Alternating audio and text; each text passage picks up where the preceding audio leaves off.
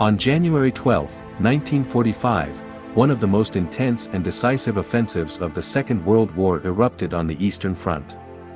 Known as the Vistula-Oder Offensive, this massive military operation saw over 2 million soldiers of the Red Army unleashed upon the beleaguered German Wehrmacht. The German forces, already severely depleted and exhausted from years of fighting, were utterly overwhelmed by the ferocity and scale of the Soviet onslaught.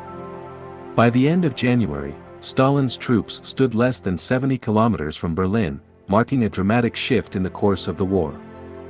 This offensive was significant for multiple reasons, not least because it marked the first time that the Red Army had set foot within the original borders of the Third Reich. As Soviet forces advanced into East Prussia, panic spread like wildfire among the German population. For years, Nazi propaganda had portrayed the Soviet soldiers as barbaric hordes, and now, those terrifying images were coming to life. Millions of German civilians, between 8 to 10 million, desperate to escape the impending Soviet occupation. This mass exodus, however, was chaotic and deadly. With temperatures plummeting to 20 degrees below zero, countless civilians perished from exposure, hunger, exhaustion, or air raids. Those who remained behind faced a different kind of horror. Many were massacred by Soviet soldiers, driven by a desire for revenge after years of brutal Nazi occupation of their homeland. Another aspect of the Soviet advance has often been overlooked: the cultural shock experienced by the Red Army soldiers as they entered Germany. After years of being told that the Soviet Union was a workers' paradise, the reality they encountered in East Prussia shattered many of their illusions. As Soviet frontline troops crossed into German territory, they were struck by how different everything was. They had been indoctrinated for years that the Soviet Union was the ideal state for the working class and the peasantry, a beacon of prosperity compared to the capitalist West. But what they saw told a different story. The houses in East Prussia were large, well-maintained, and often surrounded by picturesque gardens. Initially, many Red Army soldiers assumed these were the homes of German aristocrats or wealthy elites. However, as they advanced further, they realized that these houses were the norm, not the exception. This realization provoked a wave of destruction. In their fury, Soviet soldiers set fire to the homes, looted the interiors, and smashed anything of value. Despite recognizing that not all Germans were wealthy, the soldiers' anger did not subside. The flames of East Prussia burned so fiercely that by nightfall, the soldiers had little shelter from the bitter cold. Ironically, their hatred extended not only to the Germans but also to their own rear echelon troops and officers. The frontline soldiers wanted to ensure that those following behind them, often referred to contemptuously as vermin, would find nothing of value left to take.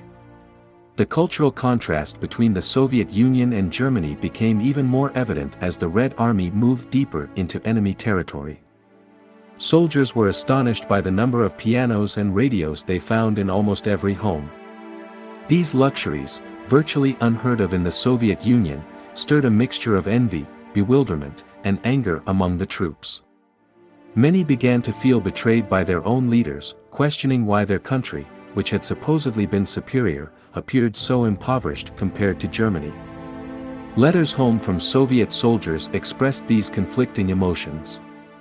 Soldiers described the German towns and homes in vivid detail, contrasting them with the hardships of Soviet life.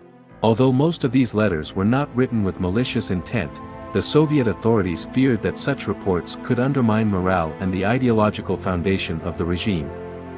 Postal censors worked tirelessly to intercept and suppress these letters, concerned that the soldiers' observations might provoke dangerous political interpretations back home. Adding to this surreal situation, the scarcity of paper in the Soviet ranks meant that soldiers often wrote their letters on German stationery, some of which contained anti-communist slogans. This forced the Soviet High Command to distribute paper to the troops to prevent any ideological contamination. Another tragic chapter of the Vistula-Oder Offensive involved the liberation of Soviet prisoners of war and forced laborers held by the Germans. Many of these individuals had been captured during the German invasion of the Soviet Union in 1941. However, their return to Soviet lines was not a joyous homecoming. The Soviet regime viewed these men and women with suspicion, branding them as traitors or collaborators for having survived under enemy control. While some prisoners of war were hastily reintegrated into the Red Army to bolster the final push towards Berlin, they were often arrested again after the battle, interrogated, and sent to Soviet labor camps. Women who had been taken prisoner suffered similarly brutal treatment, facing punishment and humiliation upon their return. Meanwhile, the situation for German civilians was becoming increasingly dire. The once proud Nazi regime could no longer hide its mounting defeats. In an attempt to prepare the population for the worst, Nazi propaganda began to spread terrifying accounts of Soviet atrocities. As the Red Army advanced, millions of German refugees poured into the heart of the Reich, bringing with them stories of unimaginable horror, of children, the elderly, and entire families brutalized by the advancing Soviet forces. Faced with the collapse of the Eastern Front, Heinrich Himmler, who had been appointed commander of Army Group Vistula, issued a desperate order. In a manner reminiscent of Stalin's infamous, "not one step back" directive, Himmler decreed that any German soldier who failed in his duty would be executed. The Germans, now fighting on their own soil, knew they were facing not only defeat but annihilation.